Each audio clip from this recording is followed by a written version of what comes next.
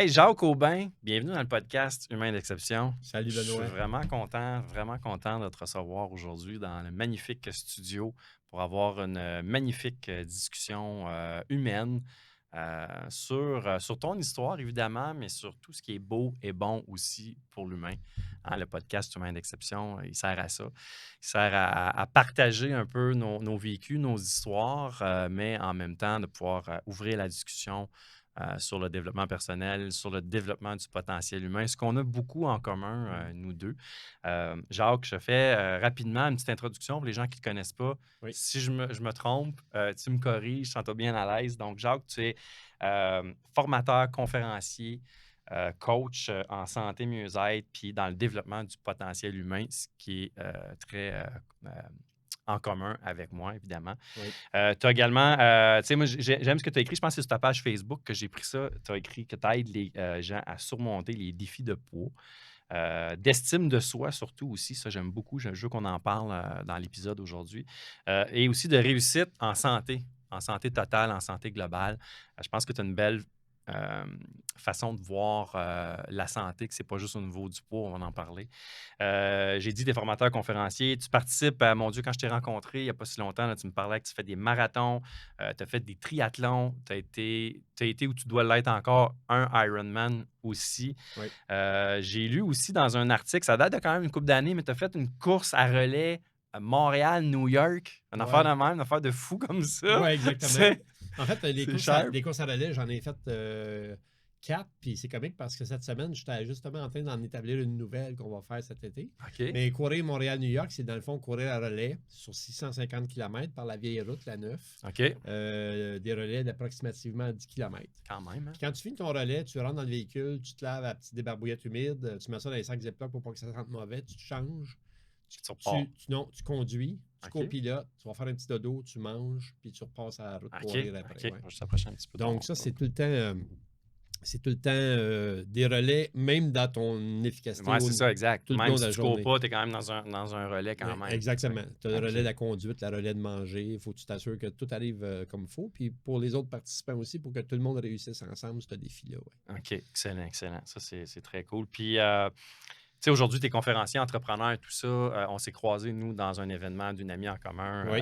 dans un événement de lancement de livres qui était aussi un réseautage d'affaires.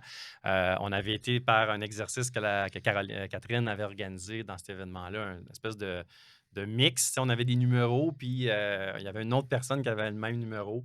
On était mixés. Oui. Moi, ça a été une découverte. Je ne te connaissais pas du tout avant. T'as été un de, si c'est pas mon coup de cœur de la soirée, à cette soirée-là.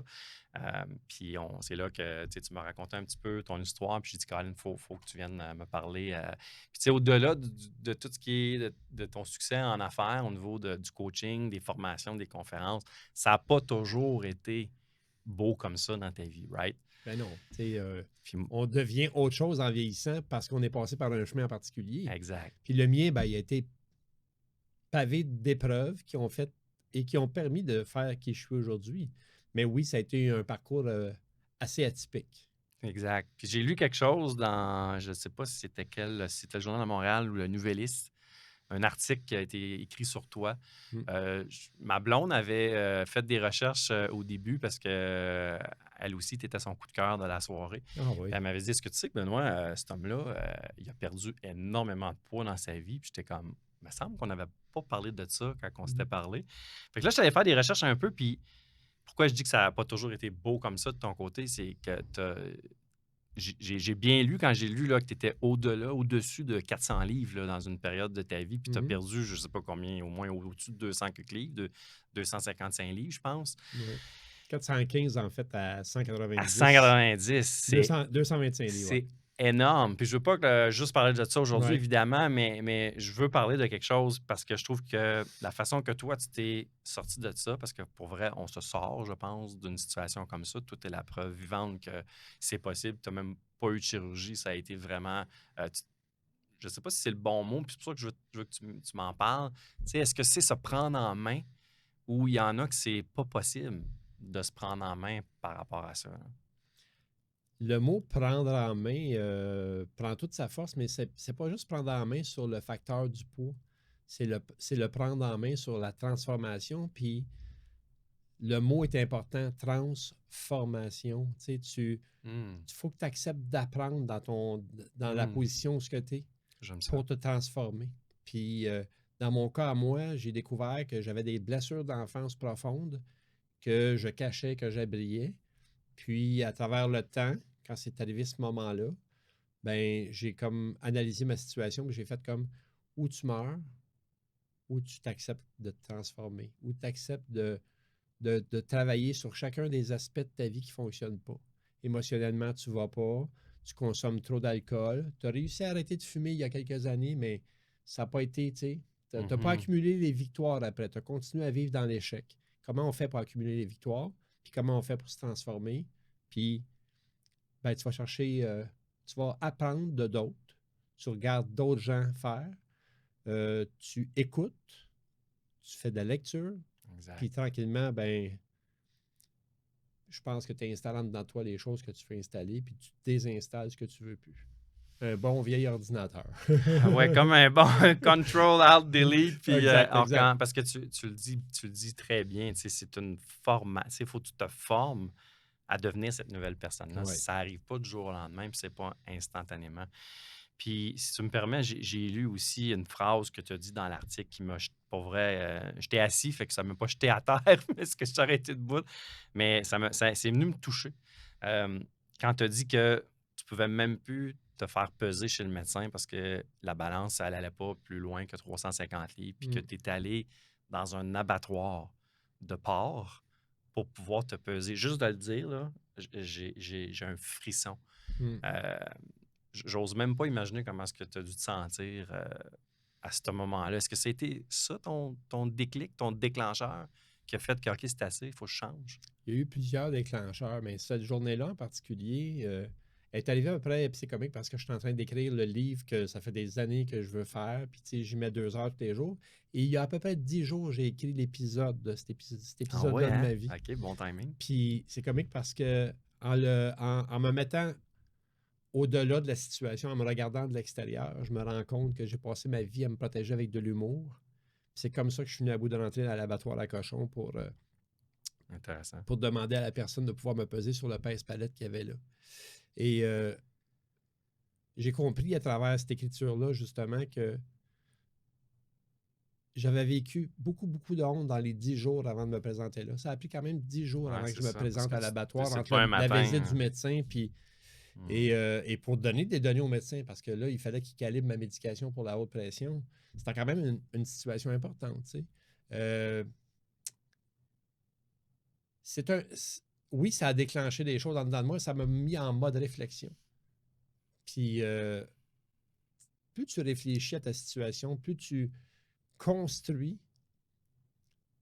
ce qui te fait mal, puis les plaisirs que tu associes à être dans cette situation-là, Exact. et plus tu veux les convertir pour que tu comprennes que finalement, ces blessures-là, tu veux t'en débarrasser pour devenir quelque chose d'autre. Puis quand je dis devenir quelque chose d'autre, c'est devenir le vrai petit Jaco, Hmm. celui qui est venu au monde, qui avait tout cet élan de fougue-là, cet aventurier-là. Il était là déjà.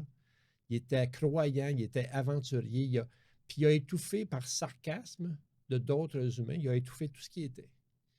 Fait que cette période de Hmm. réflexion-là, Hmm. entre janvier 2009 et octobre 2009, le jour où j'ai pris la décision de tout transformer, il y en a eu beaucoup des moments à pointer mon esprit vers pourquoi tu es comme ça. Ouais. Mhm. Ouais. Ça n'a jamais arrêté, hein, c'est encore présent aujourd'hui. Ben, j'imagine. Puis comment t'expliques, tu avais quel âge à ce moment-là, quand que l'épisode de la balance est L'épisode de la arrivé? balance, j'avais 45 ans. 45 ans, OK. Ouais. Fait que dans le fond, est-ce que tu as toujours été en surpoids aussi à l'adolescence, tout ça, ou ça s'est passé, tu sais, à l'âge adulte, puis tu la quittes, ou plus Ça s'est jeune, tu passé à étais... l'âge fin de l'adolescence, début adulte. Là. 18 OK, ans, 19 ans, je commence à prendre du poids que j'ai perdu pour me marier. Puis après le mariage, je suis parti en c'est vrille. Là. parti, là. Tu sais, Comment t'expliques comme que tu t'es laissé... je vais peser mes mots, là, mais tu sais, j'imagine qu'il y a plein de raisons, mais tu sais, qu'est-ce qui a fait que tu t'es laissé aller dans ça, puis que tu as demandé... Tu sais, comment ça fait que... Je vais te la poser la question directe, là. Comment, tu sais, pourquoi avoir attendu si longtemps pour OK, là, c'est assez. Qu'est-ce qui a fait que tu t'es laissé aller dans cette zone-là, que tu savais que c'était pas bon pour ta santé? Je veux dire, tu savais déjà à cette Mmh. époque-là que, ben, j'ai dit: «Je suis pas capable de m'en sortir, mais je sais que c'est pas bon pour moi, mais je suis OK, c'est correct, je continue». C'est parce que tu penses que la vie, tu sais, ça arriverait pas à toi, un problème de santé dû à la surpoids ou, tu sais, qu'est-ce qui a fait que ça a duré si longtemps? La première des choses, à 20 ans, on pense qu'on est Ouais, c'est éternel. ça, hein. Deuxième chose, tes blessures d'enfance, tu essaies de les cacher, tu essaies de les noyer, tu essaies de les faire disparaître.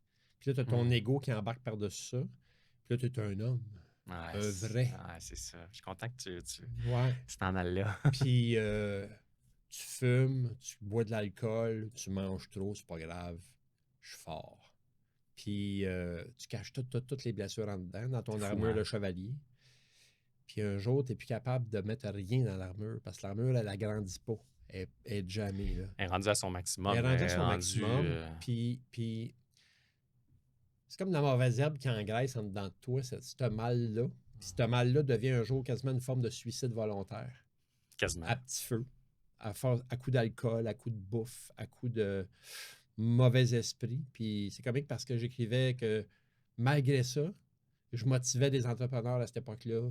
Ah oui, hein? Tu Malgré, faisais déjà ça à cette époque-là? OK. inconsciemment, comme Ah ouais. entrepreneur, je motivais d'autres entrepreneurs. Je lui disais que comment procéder, comment faire, puis c'est quoi le désir, puis c'est quoi la volonté, puis comment ils peuvent transformer les entreprises Ah ouais, hein? en petites entreprises ou grandes entreprises, puis comment s'y prendre. Pendant ce temps-là, moi, j'étais mort en dedans. C'est ça. J'étais complètement mort, tu sais. Wow. Mm. Puis je me demande des fois si mes propos que je soufflais dans les oreilles des autres, c'est pas eux autres qui sont venus réallumer ce qui m'habitait. Ça se peut très bien. Mm. C'est comme un peu, à un moment donné, écouter tes propres conseils Ouais. pour les appliquer à toi-même. Puis, tu sais, c'est sûr que là, tu étais dans un cadre plus professionnel, où ce que là, tu sais, tu donnais des formations sur comment, tu viens de le dire, passer d'une petite entreprise à une grande entreprise. Fait que, tu sais, c'était de la formation d'affaires et tout ça. Euh, mais les conseils que tu donnais, ils pouvaient s'appliquer à ta vie personnelle, Mm. mais tu y croyais pas à ce moment-là. Sinon, je veux dire, tu aurais agi peut-être plus rapidement. Il n'y a rien dans la vie qui est dissociable. Une partie de golf, une course, ta vie, ton travail, il n'y a rien de ça qui est indissociable. Tout va Ton ensemble. comportement d'un endroit se reflète partout. Si tu pitches ton bâton au golf, ça va pas bien dans ta vie personnelle. Exact. T'as Ça raison. va pas bien au travail, ça va pas bien à nulle part. Ça va pas bien à nulle part. 100% d'accord avec toi. Change tes comportements partout.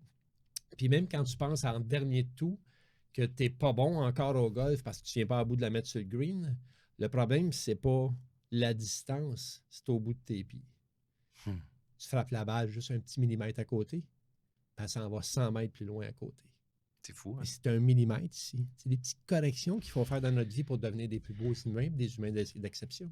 C'est tellement, mais tellement sage, puis Mm. tellement bien dit, puis c'est tellement ça. C'est, tu sais, souvent on voit, puis tu sais, tu sais, justement, dans le sujet tu sais, d'un changement corporel, changement d'habitude de vie, changement de nourriture, changement, tu sais, faire de l'exercice. euh, Souvent, les gens vont partir dans une quête, comme, tu sais, ils veulent toute la grosse affaire. Tu sais, ils veulent perdre le gros morceau de poids tout de suite, alors que ça doit être des petits comportements Mm. à changer, des micro-changements sur ta façon de penser, dans ta façon de voir les choses, de te percevoir, avant d'être dans l'action, dans le fond. Quand tu dis micro, moi j'appelle ça des petites victoires. Des petites victoires. Comment tu penses, comment tu t'alimentes, Hmm. combien d'importance au sommeil t'accordes. Totalement. Tous ces petits facteurs-là vont faire une différence dans ta perte de poids, ta remise en forme, ta santé, C'est ta sûr. victoire corporative, tes comportements, des petits comportements que tu transformes. Qu'est-ce que tu as trouvé le plus difficile dans ce processus-là? Euh, Quand tu commences à perdre du poids, tu essaies de guérir un corps. L'esprit blessé est encore présent. Effectivement. Et le sarcasme des humains, pendant que tu transformes un corps, est très violent, comme des enfants de 7 ans dans une cour d'école. Tu vis ça dans des gyms, tu vis ça autour de toi. Des gens qui inconsciemment te sers encore des grosses assiettes. Tu vas chez maman, puis elle, dans sa tête, Jaco, il mange gros, moi, il fait une grosse assiette.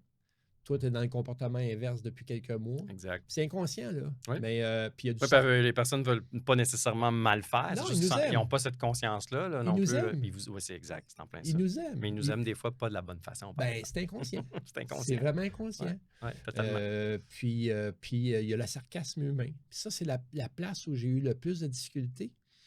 Puis à un moment donné, dans ce sarcasme humain-là, je reconnaissais des comportements que j'ai vécus de d'autres gens quand j'étais tout petit.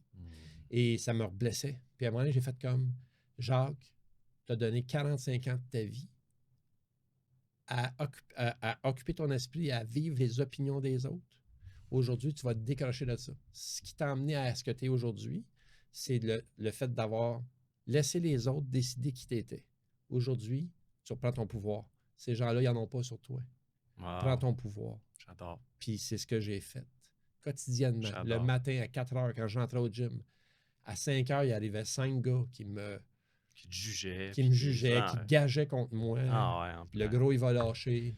Puis là, ben, quand j'ai eu atteint mon objectif de poids puis que je me préparais pour mon premier demi-Ironman, là, je n'étais plus un gros, j'étais un débile. C'est un fou, ce gars-là. Il est excessif, il est ci et ça. Oui, sûrement, j'étais peut-être un peu excessif. Mais je voulais gagner, je voulais réussir. Puis je voulais transformer ma vie. C'est... Bravo, d'un. Ça prend... c'est au-delà de la volonté, là, puis de la discipline pour y arriver à un résultat comme ça. Ça prend énormément de courage. Courage, comme tu as dit, faire face au jugement des autres, au sarcasme et tout. Puis le courage de faire ce qu'il y a à faire, de faire les choses nécessaires. Ça prend du courage pour aller au gym. Puis c'est pas tant d'aller au gym à 4 heures du matin qui est le courage. C'est j'y vais parce qu'il faut que je me mette, tu sais, il faut que j'ai un objectif, il faut que je l'atteigne, puis c'est jour après jour, après jour, après jour. Puis toutes les tentations sont là, pareil, là, autour de toi. Là. Toutes les tentations de remanger mal, de rester écrasé chez vous, de fudge. C'est là le courage, là. Le livreur de pizza, il passe pareil à la porte. Il passe pareil. Il y a des spéciales, c'est hot dog, puis c'est hamburg, puis c'est chips, pareil à l'épicerie. Il n'y a rien qui change là, autour de toi. Tout ce qui est à l'extérieur de toi reste la même. C'est toi qui décides de changer. Totalement. Puis tu changes par petites, je vais utiliser ce mot-là, bouchées. Par petites bouchées. C'est un bon jeu de mots avec le sujet. Ouais. Où tu allais piger ce courage-là, cette force-là de tu sais, l'expression « never give up », il n'y en a pas question que j'arrête tant aussi longtemps que je ne suis pas rendu. Puis, il y a quelque chose que dans les choses que j'ai lues aussi, que moi, je filais, là, ce n'est pas juste un objectif de perte de poids. C'est un objectif d'être bien dans ma peau. Puis d'avoir une estime de moi comme à la hauteur de ce que je mérite. Fait, où tu allais piger cette force-là pour continuer jour après jour? J'ai une mère qui a passé sa vie à semer dans notre esprit qu'elle nous aimait. Même quand ça allait mal, même quand on était moins fin, le mot « je t'aime » revenait souvent. Puis un jour, je me suis souvenu que j'y avais posé la question « Pourquoi, maman, tu passes ton temps à nous dire « je t'aime » ?» Parce qu'elle m'a répondu « Parce que le jour où ça ira mal, tu te souviendras vers qui retourner. » Wow! Puis ma mère, elle a toujours continué de nous dire qu'elle nous aimait. Puis c'est dans ça que je suis allé repuiser de l'amour propre pour moi-même. Parce que ma mère, elle m'aime. Puis je me suis dit, si elle m'aime, il doit y avoir des raisons. Je dois avoir une valeur. Puis cette valeur-là, elle t'habite. Puis en écrivant tous les récits que j'écris actuellement sur mon passé, je me suis rendu compte qu'il y a tout le temps eu une place en dedans de moi que personne n'a été capable d'abîmer. Oh, c'est beau ça. Puis c'est cet endroit-là où les mots « je t'aime », puis où la lumière qui va toujours habiter et rester, puis que personne n'était capable de l'atteindre. C'est magnifique. C'est à partir de cette source-là que je me suis rééveillé. C'est magnifique. Ouais. C'est beau. Merci. J'adore ça. J'adore ça. De quoi t'es le plus fier dans tout ça? Ben, écoute, c'est sûr que je pourrais parler de fierté de moi-même, mais je vais toujours être fier de mes enfants, en premier de tout. Ouais. Ils ont été pour moi une grande source d'inspiration. Mes enfants, c'est des athlètes, c'est des musiciens, c'est des beaux humains. C'est des humains d'exception. Ils vivent dans leur génération quelque chose de bien différents des autres. Ils sont vraiment atypiques aux autres, mais ils sont beaux. Ils sont remplis de compassion puis d'amour pour les autres. Je les Wow. trouve vraiment magnifiques comme humains. Puis ils m'ont donné, en les regardant vivre, les valeurs que je leur avais données avec leur mère. C'est ce que Ils me j'allais les ont dire. pitchées vers moi, puis je m'en suis servi pour sortir de là. Magnifique. Ouais. J'adore ça. J'adore ça.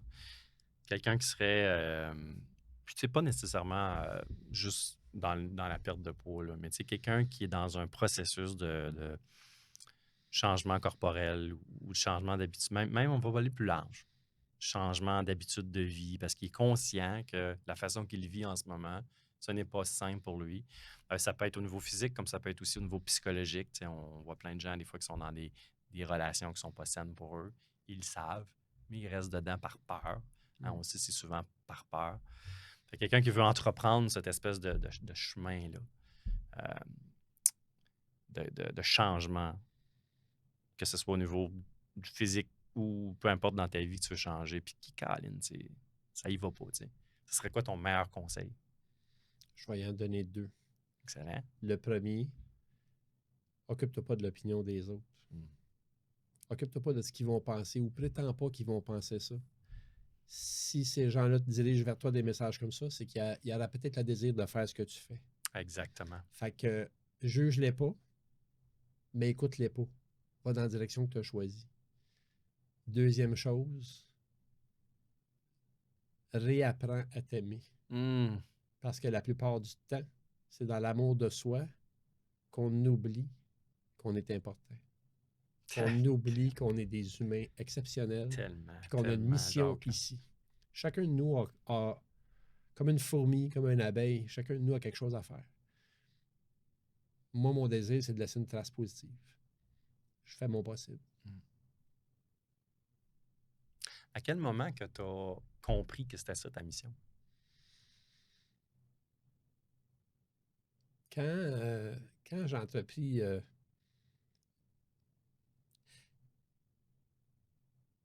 ma démarche, ça a commencé un mois avant, le mois d'octobre, en septembre, le 13 septembre.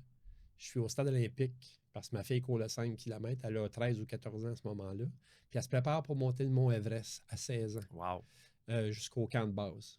Parce qu'avec l'école, elle a un programme, puis c'est un beau projet d'ailleurs. Et j'y fais une promesse au fil d'arrivée, à 415 livres, en sueur. C'est pas moi qui a couru, c'est elle. Je suis dans le stade, puis j'ai dit, Alexandra, je fais ça avec toi l'année prochaine. Ça a été la bougie d'allumage de tout ce qui s'est passé après. Le respect, le désir de respecter ma promesse a comme alimenté tout le reste. Puis en alimentant tout le reste, ça l'a comme mis en valeur mes valeurs, puis qui j'étais quand j'étais un petit gars. J'étais un coureur quand j'étais un petit gars, j'étais un aventurier quand j'étais un petit gars. Fait que j'ai eu le désir à partir de là de dire je veux courir. Puis la course m'a fait comprendre, parce que quand tu cours, tu as beaucoup de moments de réflexion. La course m'a fait comprendre que c'était ça ma mission. Aider les gens à se transformer. Mm. Puis d'utiliser l'activité physique pour s'occuper de la première étape, Ouais. déclencher de l'estime, puis travailler sur l'humain après. Quand tu commences à avoir de la valeur en toi, parce que tu te trouves bon d'avoir réussi quelque chose, bien, tu es capable de reproduire ça dans ta vie ailleurs, dans tes émotions, dans ta spiritualité, dans tes comportements avec les autres, dans l'arrêt du jugement. C'est toutes des choses qui se font parce que, quelque part, tu as semé une graine, puis tu l'as repris, puis tu as remis du semis un petit peu partout dans ta vie. Le même processus partout. J'aime ça. J'aime beaucoup. J'aime beaucoup. Puis ça revient encore beaucoup à l'amour de soi Oui. qu'on se donne, puis à la valeur, la valorisation de soi, que je trouve qu'on ne parle pas assez. On parle toujours beaucoup de l'estime de soi, l'amour de soi, mais on reste tellement en surface. Puis mon Dieu, j'ai un blanc de mémoire. Ça peut arriver, ça. J'ai perdu, pas j'ai pas la mémoire, mais j'ai perdu mon fil. Ah oui, OK, où je m'en allais. C'est ça des podcasts. Hein? Oui. Il n'y a rien de parfait. Surtout pas humain d'exception. Parce que moi, la perfection, là, je crois pas à ça. Je crois à l'excellence, Moi, mais je crois pas à la perfection. moi, je vais dire comme Marie-Christine Martel, on est parfaitement imparfait. Oui, c'est vrai, c'est bien Oui, dit. Oui, exact. oui, tout à fait. Euh, D'ailleurs, Marie-Christine, qui est sur un de mes épisodes de Oui. podcast, dans les premiers que j'ai, dans la première batch, mon Dieu, c'était avant les fêtes, je pense, 2023. Là, fait que, ouais, vraiment une belle entrevue, vraiment Oui. une personne magnifique aussi. Oui. J'allais te dire, justement, ça revient à l'amour de soi. Puis, sauf que de ce que j'entends, de ce que tu dis, puis ça revient beaucoup à ce que je prône aussi beaucoup. Tu sais, on parle de nos enfants, l'amour de tes enfants est revenu, ça t'a aidé. Toi, on a, nous, comme parents, un amour inconditionnel Mm. envers nos enfants. Mais crime que l'humain a de la misère à avoir un amour inconditionnel envers lui-même. Mm. Puis c'est probablement une des choses. Il y a évidemment beaucoup de choses qui ont fait que tu as pu suivre ce parcours-là, mais c'est sûr que tu as décidé à un moment donné, j'arrête d'avoir du jugement envers moi-même. J'arrête aussi mes excuses, j'arrête aussi, je me responsabilise aussi, puis je me donne cet amour inconditionnel-là envers moi-même. Ça veut dire de se donner un amour de soi sans condition. Pendant un moment où j'étais à l'entraînement 5 jours semaine au gym, il y a certains matins où j'allais déjeuner après. J'allais manger mes 3 petits œufs pochés, mon petit fromage cottage avec mes fruits, puis mon petit demi-bagel. Puis à la fin du repas, je prenais toujours le napperon. Puis au verso du napperon, j'écrivais tout ce qui me traversait l'esprit. OK. Puis un matin, j'ai écrit que un peuple éduqué et en santé, c'était un peuple libre et riche. Puis tout de suite après, j'ai commencé à penser que je n'étais pas ça. Hmm. Je n'étais ni en santé, ni éduqué. Hmm. Puis les prochains mots qui sont sortis de moi, ça a été autonomie et responsabilité. Wow. Je les ai mis sous cette première phrase-là que j'ai écrite. Puis j'ai compris que tout ce que je voulais dans la vie, tout, je pouvais l'avoir à condition d'être et autonome et responsable. Tout à fait. Fait que c'est comme ça que je suis retourné à l'école faire mon secondaire 5, que je suis allé faire des cours collégial après, puis un certificat en nutrition universitaire. Wow, bravo. Puis Tabarouette. j'ai jamais arrêté, là, tu T'as sais. quel âge? À quel âge? T'avais quel âge quand t'as fait ça? Quand t'es J'ai retourné à commencé l'école à comme ça? l'école à 46 ans et demi à peu Ah près, là, mon Dieu, t'avais 47 mon ans, âge. ouais, ouais. Wow. Ouais, puis après ça, ça a arrêté. Écoute, j'ai arrêté à 57 ans, juste un petit peu après la COVID. J'ai fini Bravo. mon 26e module en nutrition, ouais. Quand même. Ouais. Wow. Parle-moi parle-moi maintenant un peu plus de l'entrepreneur. Hein, qu'est-ce que tu fais comme job? Quelle est ta mission? Quel genre de clients tu aides? Parle-moi là, un petit peu plus de ton côté business. Écoute, le côté business, il y a plusieurs volets. Il y a le volet directeur de course, le gars qui a OK? maintenant des événements de course à pied à lui, qui a lancé un programme à Montréal qui s'appelle Défi Entreprise avec Daniel Rioux, qui est un gars de Oui. Québec. On a lancé le programme Défi Entreprise à Montréal. C'est moi qui gérais ce programme-là sur Montréal. Puis quand j'ai quitté Montréal, j'étais tanné d'aller à Montréal, 2 heures de trafic, des cônes oranges partout. Ça allait plus vite en courant que. Écoute, c'est épouvantable. C'est J'ai fou. relancé Actif au boulot dans les Laurentides. OK. En ce faisant, je me disais, je vais créer un défi final. Puis pour ça, ça me prend de l'équipement. Je vais louer l'équipement de quelqu'un qui en a déjà. C'est quoi l'utilité? Tu as un équipement pour un événement sportif, il dort à l'année dans un entrepôt. Sauf la journée où tu as ton événement ou tes événements. Fait que je fais cette démarche-là, puis finalement, la personne me dit, écoute, je te louerai pas mon équipement, je vais te la vendre. Je vais te vendre la compagnie au complet. OK. J'ai dit oui. Ça a pris, That's it. écoute, je pense que ça a pris 15 minutes, c'était oui. Wow. Puis ça a été ça. Ouais. Et de là, ben, la COVID est arrivée, on a fermé les portes. Puis après la COVID, ben, on a relancé les trucs. Je fais bouger des gens. Ça, c'est ma première mission. Je réunis les familles. C'est J'aime ça. aussi dans ma première mission. Parce que quand on unit la fierté ensemble, on gonfle notre estime ensemble. Tellement. Puis quand papa il est fier de ses enfants, puis ses enfants sont fiers de papa puis de maman, ça stimule quelque chose dans le quotidien d'après. Ceci étant dit, de là, est venu le désir d'aider plus de gens. Fait que là, j'ai suivi des formations en coaching, en activité physique, en entraînement, Athlétisme Canada, en vélo, en course à pied. J'ai fait plein de cours pour offrir aux gens, m'offrir des connaissances, mais deux, offrir aux gens de l'aide. Il y a bien des gens qui partent de loin puis ils ne savent pas comment s'y prendre. Puis après ça, j'ai fait comme, finalement, j'aime ça, mais c'est pas ça. Il y a OK. autre chose que ça. Il y a l'autre partie où, même quand je coach des gens en course à pied, je leur parle de leurs émotions, je leur parle de leur spiritualité, je leur parle de ce qui compte en dedans, dans le cœur. Tu sais. Puis je me suis dit, c'est là que je veux être. C'est plus dans cette partie-là de ma vie. Puis c'est là où je me reconnais le plus. Et d'ailleurs, c'est à travers les conférences et le coaching en activité physique que j'ai vraiment converti mon voyage vers le coaching humain. Ouais. C'est cool. Fait que c'est tellement ça parce que tu pars de quelque chose que les gens veulent, Mm. qui est OK, je veux me mettre en meilleure forme physique. Tu te sers de la course pour ça, plein d'autres activités physiques, mais tu arrives à leur donner ce qu'ils ont besoin.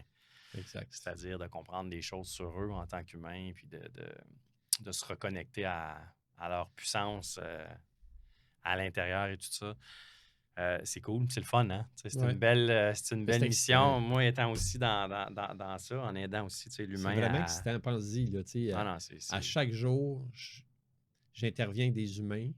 Puis de toute façon, on intervient tous avec des humains. Fait que à toujours. chaque jour, on a le devoir d'offrir au minimum des sourires aux gens. Tu sais, on nourrit l'autre humain avec un sourire. Il nous nourrit avec un sourire. Puis là, tu rajoutes des bons mots à ça. Tu arrêtes de juger les humains. Tu les comprends, t'écoutes, puis tu essaies de les guider dans le meilleur endroit possible pour eux. Bon, j'aime ça. Tu peux pas demander plus belle job que ça. Tu sais, mon fils est pompier, il me dit que c'est lui qui a la plus belle job du monde. Mais moi, je pense que ma job de conférencier puis de coach, ben, je trouve que c'est On a un impact dans la vie de plusieurs personnes, puis souvent même plus qu'on pense. effectivement. Parce que les gens nous le rendent pas tout le temps, dans le sens que on n'a pas toujours le feedback. Tu fais une conférence devant 100, 200, 300, ou peu importe le nombre de personnes à qui tu fais une conférence. Je veux dire, tu as des gens qui vont venir te voir après et qui vont témoigner un peu de ce qu'ils ont apprécié, mais même des fois, même après, hein, ils vont mettre en... Parce que ce qui est difficile dans les conférences, c'est que, bon, tu atteins un niveau d'impact, d'inspiration, puis tu peux donner des outils aux gens, mais si eux ne le mettent pas en application après dans leur vie, puis qu'ils ne passent pas à l'action, on ne peut pas le faire pour eux. C'est beau quand quelqu'un met en application quelque chose qu'on a partagé, ou qu'on a expliqué, ou qu'on a coaché, puis qui témoigne après, hey, ça a vraiment fait une différence. Moi, je trouve que, écoute, il n'y a rien. Moi, en ce moment, dans tout ce que je fais dans ma vie, au niveau professionnel, il n'y a absolument rien qui est plus gratifiant, valorisant, motivant que de m'adresser à un groupe de personnes puis d'avoir le feeling que je fais une différence dans leur vie. Fait que je peux très bien comprendre ce feeling-là. Qu'est-ce que tu trouves... je vais te poser la question pour deux volets, dans le fond. Qu'est-ce que tu trouves qui manque dans le développement personnel? De quoi on ne parle pas assez? De quoi on ne met pas assez le doigt dessus? Puis qu'on ne va pas assez en profondeur sur quelque chose qui peut vraiment... Parce que, il y en a beaucoup, on en entend beaucoup. Puis je trouve que des fois, on est en surface. Qu'est-ce que tu trouves qu'on pourrait parler plus? Je ne veux pas aller trop profondément dans ça parce que souvent les gens confondent tout. Mais je vais dire les croyances. Mm-hmm. Les croyances, limitantes, mais aussi les croyances de foi. C'est quand tu ne crois pas à rien, que peu importe ce que c'est, que ce soit Dieu, que ce soit peu importe, tu ne crois pas souvent en toi. Il y a quelque chose déjà en toi dans lequel tu ne crois pas.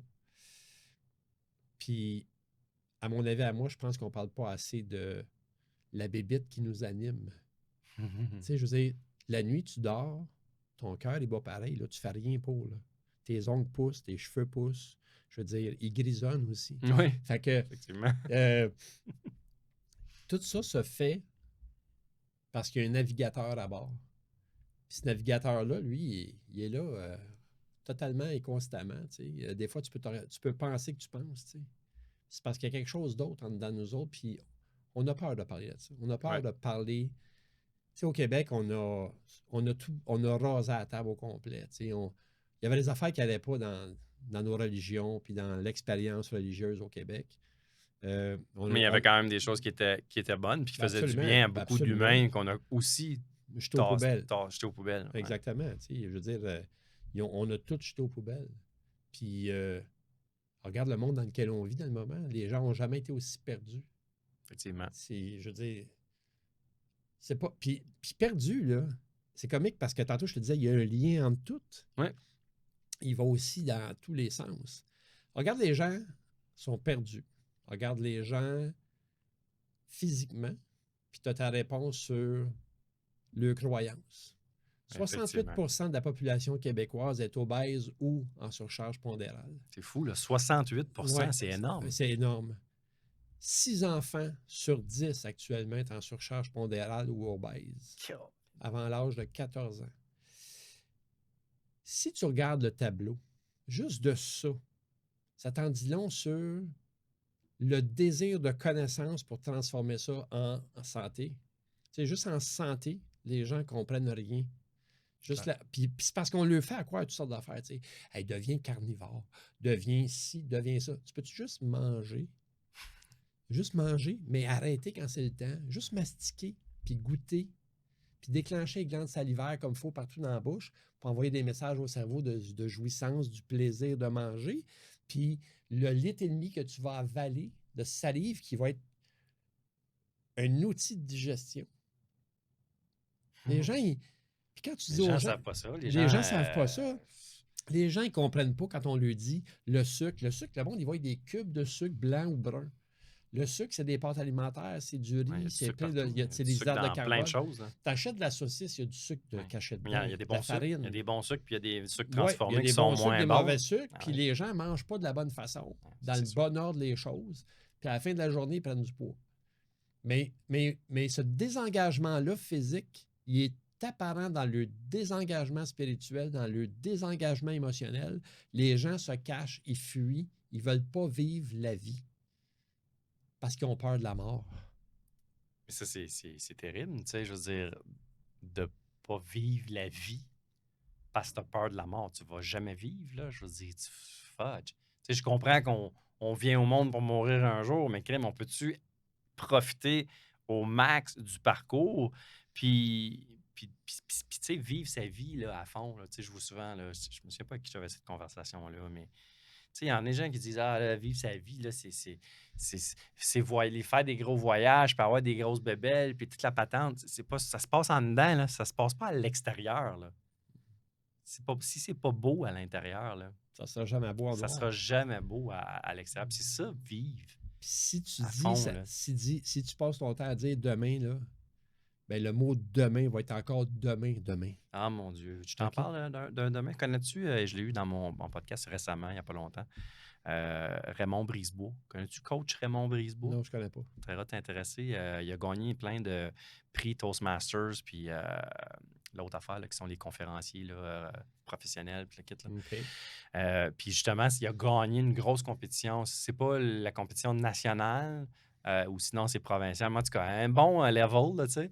Puis justement, c'était en anglais, puis sa conférence s'appelait Tomorrow, donc demain. Puis il raconte que on remet toujours à demain, puis on dit toujours demain, puis demain, puis demain. Puis dans le fond, ce qu'on met demain, c'est que ça n'a pas vraiment de valeur, c'est pas une priorité. Là, on remet. Puis là, sa conférence s'amuse avec les post-it. Il dit OK, ma secrétaire me dit ça, j'écris demain. Ma femme me demande quelque chose, j'écris demain. Puis là, à un moment donné, il vient avec l'histoire de sa fille. Il dit ma fille, j'avais un conflit avec elle à ce moment-là. Elle était ado, elle avait 16 ans, je pense, quand c'est arrivé. Puis il remettait toujours à demain la discussion qu'il devait avoir avec sa fille pour essayer de rétablir les liens. Puis, écoute, une journée, elle revenait du travail en marchant sur le bord d'un chemin de fer. Puis, elle avait des écouteurs, elle n'a rien entendu. Puis, le train l'a ramassé. Eh mon Dieu. Puis, j'ai des frissons encore quand je le raconte. Puis, la petite fille est décédée la main dans la main de son père 2-3 jours plus tard. Puis, fait tu sais, des fois, on remet des choses importantes à demain. Puis, on faut arrêter de remettre à demain. En tout cas, écoute son speech, c'est comme... Aïe, fait, ça m'a fait penser à ça quand tu as dit... Puis le pire, c'est que demain, je pense je pense la même chose. Ouais. On dit demain, puis on remet à demain. Puis le voyage à demain, là, il y en a un paquet de monde qui ne seront plus là juste demain. Là. Juste demain, il y en a plein qui ne seront pas là. Il y en a plein qui ne sont pas là. Peut-être Puis, qu'on ne sera pas là demain, mais on ne le sait pas, tu sais. exactement. Fait que Touche du bois. donnons de l'importance à ce qui est important dans nos vies, puis arrêtons d'en donner à ce qu'il n'y en a pas. Tu sais, moi, si je te donne $1 million aujourd'hui, mais je te dis, je t'enlève tes enfants, qu'est-ce que tu choisis? Ben, je prends mes enfants, c'est Bon, clair. parfait. Mais c'est la même chose pour ta mère, c'est la même chose pour Ouais. bien des affaires hein, qui sont importantes dans ta vie, Ah, du monde en ouais. général, ta propre vie. Ouais. Pourquoi on accorde de l'importance à l'argent quand on dit aux gens, tu as le choix entre ça ou ça, Ouais. ils ne choisissent jamais l'argent. Mais Ouais. pourquoi au quotidien, On choisit l'argent. on choisit l'argent? Nos actions ne sont jamais dirigées vers les humains qu'on aime, sont toujours dirigées vers comment je peux faire de plus cette semaine. C'est fou, hein? Ben, pour plusieurs, en tout cas. Oui, mais pour plusieurs. Ouais. Fait que la question à se poser, c'est quoi qui a vraiment de la valeur dans ma vie? Ouais. Puis là, quand tu fais la liste des affaires, puis tu vois, il n'y en a pas une tonne. Là. Non. Ça rentre sur 10 lignes au gros max. Ouais. Ça se compte sur tes doigts, même quand t'en as juste 6. Oui, c'est ça. J'allais dire. Si on est 10 doigts de la main, c'est mais ça. Exactement. Fait que je pense que quand tu reconnais c'est quoi qui est important, tu arrêtes de partir à la chasse à n'importe quoi. Je suis d'accord. Tu te concentres sur ce qui est important. Puis, pour moi, ma mission de vie est importante, mais pas en haut complètement de tout. Parce que dans ma mission de vie, il y a ma mère, ma blonde, mes enfants. Puis là, je ne les nomme pas dans l'ordre. Non. Ils sont tous dans le désordre. J'avais compris. C'est tous des gens que j'aime. Ouais. Puis ils sont importants pour moi. Puis je veux les voir. Tu sais que il y a un gars qui, en conférence, à un moment donné, a dit, puis il m'a marqué. Ça m'a fait mal en dedans. Là. J'ai eu de la peine, j'en ai pleuré. Ah ouais, OK. Il a dit, on vit 19 ans avec nos enfants. Les 18 premières années de vie, on est avec eux dans la même maison. Puis l'autre année, on va la vivre à travers le temps, qui vont être des adultes. C'est quand tu y repenses, là. C'est pas gros, hein? C'est pas gros, ça, là. C'est comme le moment présent change tout à ce moment-là. Comment c'est important de dire, c'est du quoi? J'ai envie de te voir plus souvent. Ouais. J'ai envie de partager du temps avec toi. J'ai le goût de voir tes enfants grandir. Puis tu sais que le voyage que j'ai entrepris, là, cette aventure-là, c'était pour ça. Pour avoir plus de temps avec tes enfants et tes petits-enfants. Ouais.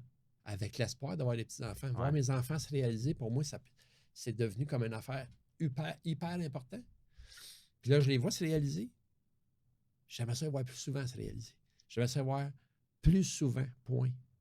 Plus partagés ensemble, plus. Puis qu'à l'autre bout, ça ne soit pas 19 ans qu'on a été ensemble, ça sera 22 ans. Fait que c'est pour ça que dans mon champ de valeur, tu sais, il y a des trucs qui vont disparaître de ma vie dans les années qui viennent parce que je veux faire de la place encore plus à ces humains-là dans ma vie. J'aime ça. J'aime beaucoup ça. Ouais.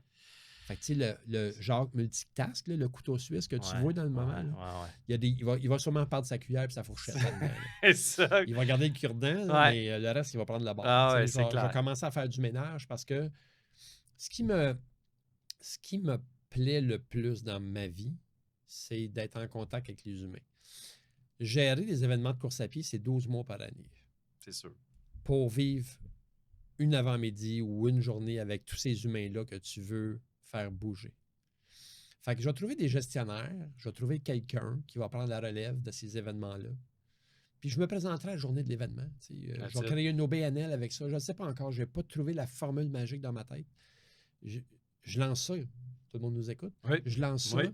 Je vais peut-être trouver quelqu'un qui va vouloir prendre la relève de la gestion. Puis moi, je vais le gérer comme bon père de famille. Je serai présent le jour d'événement. C'est sûr que je veux que ça garde la teinte que moi, je les ai donnée parce que les gens, ils viennent chez nous puis ils trippent. Puis tu vois qu'il y a une union, il y a quelque chose de grand. Il y a une vibe que je veux qui passe à travers le temps. C'est un leg que je veux faire. Mais après ça, les humains, je vais les voir en conférence, je vais les voir dans le coaching, je vais les voir en podcast. Je vais les voir dans des moments particuliers. Puis ma famille, je vais leur faire encore plus de place. J'adore ça. Ouais. J'adore ça. Puis en ce moment, dans ta business, c'est ton core de ta business, c'est ça, c'est les conférences, c'est les formations en Oui. entreprise. C'est juste des conférences ou tu fais des formations en Confé- entreprise, coaching un conférence, à un? coaching 1 à 1, conférence en entreprise, puis conférence grand public et en business, là, OK. tu sais. Puis des formations.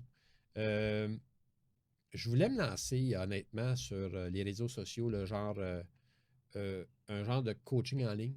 Ouais. Puis à un moment donné, j'ai fait comme, Jacques, laisse ça aux jeunes. C'est pas à toi, ça. C'est Il y pas de en a, ton temps. il y en a C'est correct de vouloir être. il y en a tellement. C'est Il y en a correct d'être tellement. vouloir être à la page. Mais être à la page, ça veut dire aussi voir des humains dans des écrans. Ça, là, j'ai juste ouvert le téléviseur puis écouter Rambo ou qu'est-ce que tu veux, là. Je vais en voir des humains. Tu sais, Ouais. c'est pas ça que je veux. Je veux être en contact avec des humains. Je veux sentir le vibration Ouais. venir vers moi, puis Ouais. je veux envoyer les Sentir miennes vers eux autres. l'énergie, envoyer les siennes. Puis c'est drôle que tu dises ça parce qu'au moment où on enregistre le podcast, j'ai exactement eu la même réflexion dans les dernières semaines. Puis la réflexion, c'était parce que ce qui me manquait, ce que je considérais qu'il me manquait, ça me prend absolument comme un gros programme en ligne, signature, comme tout le monde fait, là. Tu sais? Présent. Tu sais, comme Il tout est le monde. monté. Ouais. Il est tout monté. Ah oui, tu n'as Ah, un? écoute, je l'ai monté au complet. Tu le Il vends-tu? m'a Tu ju- l'offres-tu ou pas encore? il m'a juste posé sur le piton Ah, OK. d'enregistrement, puis dit, OK, on fait des. On fait une campagne, on fait de J'ai la j'ai pub. tiré sa plug. Ouais, c'est ça. Non, merci. Ben, même chose. Moi, j'y étais pas tout fait, mais il était en tout cas tout sur papier. Il restait juste à l'enregistrer.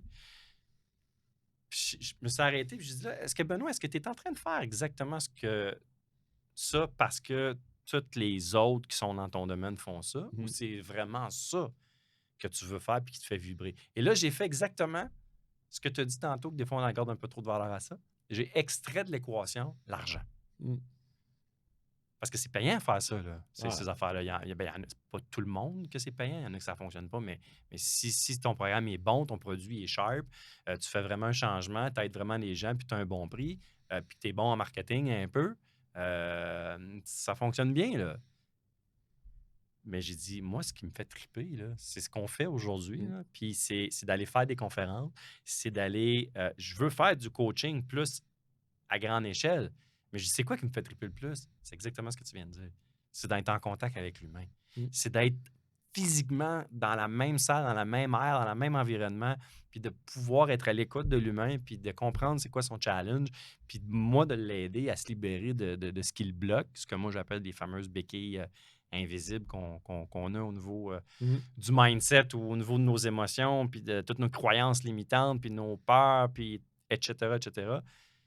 Mais j'ai pas le goût de faire ça au travers d'un écran. Moi non plus. J'ai le goût de faire ça, même si c'est un petit groupe, de faire ça, man, avec le monde live. Fait que j'ai pris une décision complètement dans mon modèle d'affaires. Je vais organiser sous peu, là, je ne sais pas à quel moment que le podcast va sortir, ça va peut-être être déjà là en ligne. Ça va être déjà être, voyons, je cherche le mot, ça va être déjà disponible ou sur le point d'être. Je lance les journées humains d'exception. Ça va être des journées de coaching, de développement personnel, des immersions, en fait. Mm. Des immersions en live dans différentes salles. On va se promener un peu partout. Puis ça sera des petits groupes au début, puis ça va grandir avec le temps. Mais crime, on va être live avec le monde. Moi, Mm. j'adore. Il n'y a rien qui me fait plus triper que ça. Puis je trouve qu'on a besoin un peu plus de connexion humaine, puis de proximité. C'est correct, la technologie, le web, le virtuel, ça nous permet d'être, dans plusieurs cas, beaucoup plus productifs et efficaces. Mais est-ce que ça nous rapproche en tant qu'humains?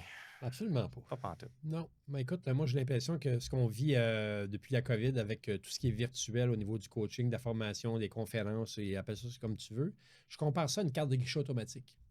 Ils nous l'ont mis dans la gorge, puis on savait très bien qu'un jour, il était pour foutre à la porte tout ce personnel-là qui nous donnait du service puis qui nous donnait un contact humain.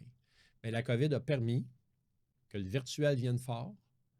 On nous l'a mis dans la gorge, puis on perd la facette énergétique qu'on a à se donner les uns les autres. Totalement Tu sais, quand je d'accord. prends quelqu'un dans mes bras, puis je fais un vrai câlin, là, C'est un vrai câlin. c'est un vrai câlin.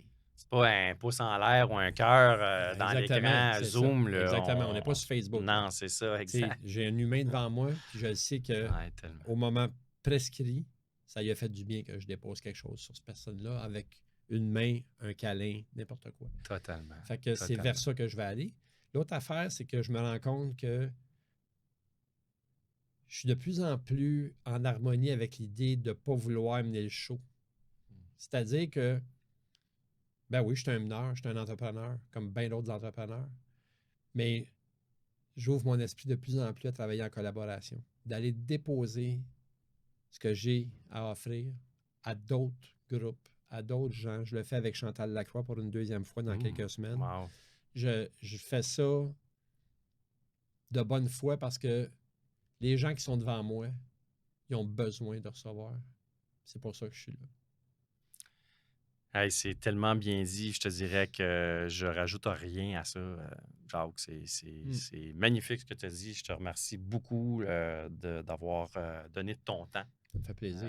pour participer à venir me rencontrer dans le podcast Humain d'exception. C'est un plaisir à chaque fois d'échanger avec toi. Je vais être obligé de te réinviter à un autre moment donné pour plein d'autres sujets. La suite. La suite Ouais. de l'épisode avec Jacques. Merci. Merci pour ce que tu fais. Merci d'être l'humain que tu es. Puis bravo pour tout ton succès, tes accomplissements. Puis aussi, surtout, de prioriser ce qui a de la valeur pour toi, comme tu as dit tantôt, hein, de vraiment choisir ce qui a de la valeur pour nous. Puis pas juste de le dire, de l'incarner, tu sais, Ouais. puis de faire ce qu'il faut pour que ça veuille dire quelque chose pour vrai.